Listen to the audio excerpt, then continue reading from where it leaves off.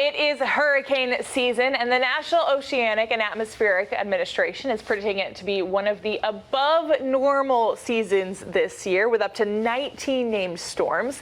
As communities prepare for potential impact, we're turning to the experts of the U.S. Army Corps of Engineers, who serve on the front lines of disaster preparedness and response, of course. Joining us today is Lieutenant Colonel Nate Weander, Deputy Commander of the New Orleans District at the U.S. Army Corps of Engineers, who will share some critical tips of how families and communities can get ready now before the next storm hits. Lieutenant Colonel, welcome to Inside South Florida. Good morning. How are you? Well, getting right into this important information here. For those who may not be aware, what role does the U.S. Army Corps of Engineers play in emergency preparedness and disaster relief? We have a long history of it. We're actually entering our 250th year. So we're only 2 days younger than the United States Army and about a year younger than the nation. So we've been doing this a very long time. Currently, we have 44 districts worldwide. In your area, it's the Jacksonville district.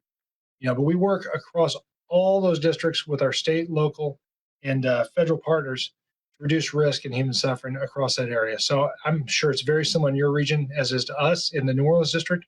There's only 2 times a year. There's hurricane season and getting ready for the next one. We work very hard to get as much risk reduction on the ground we can. And then before the 1st of June, we treat it like a military operation. When hurricane season hits, we do a rehearsal of concept, lockstep with our senior leaders within the district to ensure we set all conditions for success. And then we also participate with our local partners and even our state. I was up at the governor's headquarters last week doing a similar exercise with the state to make sure that we're tied in as possible, as prepared as possible to reduce risk for the populations we serve.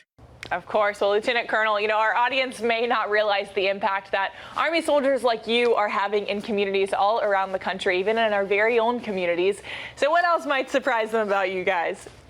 We've got 250 professions on active duty. I've worked with everyone from Army welders to Army surgeons. There's just a wide array of skills and assets we bring to bear.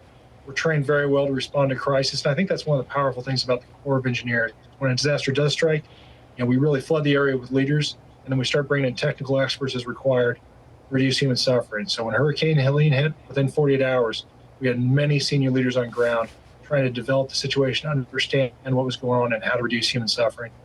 To the LA wildfire response was extremely rewarding to be out there looking at this massive destruction, surrounded by volunteers that are going to meet complete strangers. They volunteered to leave their families, their children behind, and go help complete strangers to make them safe and allow them to rebuild. So a lot of great work going on. I'd encourage any young people listening or anyone that has young people in their lives, take a good hard look at goarmy.com.